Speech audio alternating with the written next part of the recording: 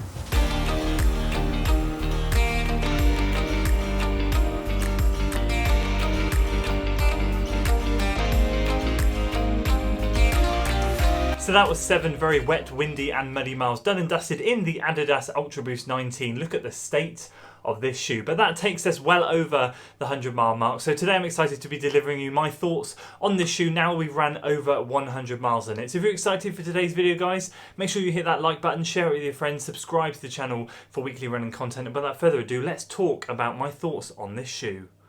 So if we wind back the clock to before Christmas, this is actually a pair of shoes that I was able to try on. I was gobsmacked at the price that I found them for, and then later realised that the ULTRABOOST 20 were coming out just a few days later. So I got in there and I ordered myself a pair of the 19s, because ultimately when I want to try a new brand, it's quite a good idea I guess to not buy a brand new shoe at full price and see if you can get a discounted version of maybe an older model just to see if you like them. And I'm really glad I did it with this shoe. Now the ULTRABOOST is kind of the daily trainer that Adidas promote. They have speedier versions. They have like the Boston 8 and the Adios 4 or 5 that's just about to come out.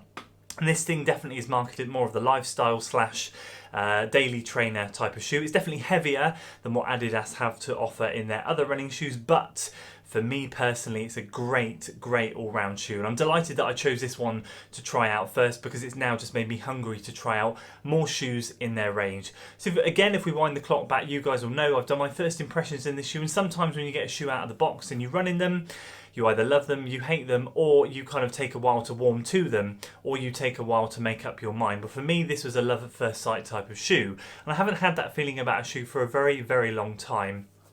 Now I know there are a lot of contradicting opinions out there about the ULTRABOOST. It's a range that wasn't very much geared towards lifestyle for a long period of time, and now they've brought back into running, and some people get on with them and some people don't. A lot of comments in the previous videos I've done have said they're just a bit too heavy, and I get that. It is definitely on the heavier end of the spectrum, but that's fine, because at the end of the day, if I'm looking for a daily trainer, I'm not too concerned about what the weight is. I've got my racing shoes for race day, I've got my speedy shoes for my speed workouts. For my daily trainer, it's just about there and going out and having a good ride in a pair of shoes. And do you know what? These things deliver. In my humble opinion, they deliver. The first impressions was great for me. I was just hungry to run in them more. The speed test is what surprised me the most. As a heavier shoe, I wasn't expecting to want to run faster, but I ended up running a 9-mile tempo run with Matt, the Welsh runner, and I smashed my cycle trail loop record, a 9-mile trail loop around here, and yeah, I smashed it, and this thing felt great. It just did not feel the weight whatsoever.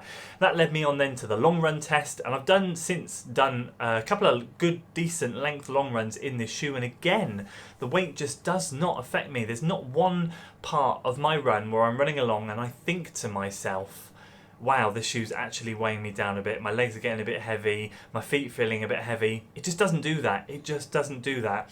I think there are two caveats to what I found having run further miles in this shoe. Number one, the knitted upper, whatever the knitted upper that they have, prime knit or whatever it's called, gets heavy in the water. Run through a lot of puddles on the trails, as you can see. It's pretty muddy, and that does make it even heavier. So that's something to be wary of. It's certainly not a waterproof shoe.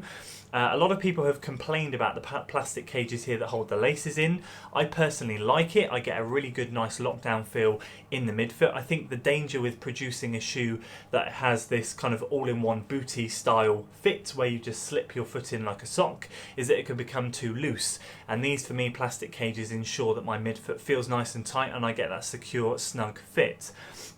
The other thing that I've noticed with this shoe, and it's very random, and I can't pinpoint it and I don't know what causes it, but every now and then I'll get a flash of pain in a foot at some point, and it's only happening when I run in this shoe. For example, when I ran a long run the other weekend, I think it was a 60-mile long run, around mile 12 or 13, I remember it very well. There was a point in my left foot where for half a mile it really started to ache, and then it just disappeared like that.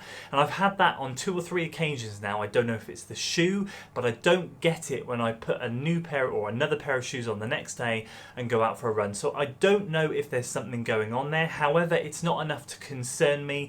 It's not enough to make me not want to run in the shoe. It's just something random that I thought I would put out there in all honesty. And I'd love to know if you guys have ever experienced anything like that in this shoe, and of course your thoughts on the shoe anyway. But other than that, bar the fact that this thing gets a little bit heavy if you go through water, it has held up really well. And the thing that I'm most impressed about is the Continental rubber grip on the bottom. This thing grips really well, and to be fair, it grips really well on the trails as well. For a lot of you guys that follow the channel, as I said, you'll know I run a lot on trails around here, and for me a shoe that's even a road base shoe has got to kind of handle the trails that I have around here. They're very buffed out, very flat.